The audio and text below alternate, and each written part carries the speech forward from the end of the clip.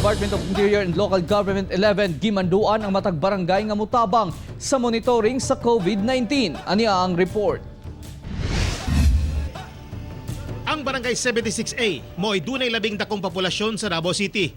Busa, sugod karong adlaw, ilang immobilize ang ilang mga barangay health workers aron mutabang sa contact tracing o monitoring sa mga dunay sintomas, ingon man public awareness aron mapugngan ang local transmission sa COVID-19. Permanente limpyo ta, kamot na to, kung magawas ta, umurong sulod, magawas ta, nya balik ta sa atong balay, kinahanglan malimpyo ta before ta mo enter sa to ang mga kabalayan. Ang mga barangay karon gi-enjoin nga maghimo dayon og mga aksyon pag-organisar sa ilang mga local committees sa pag-monitor sa mga tao sa barangay kung kinsa tong dunay mga indication nga dunay COVID-19.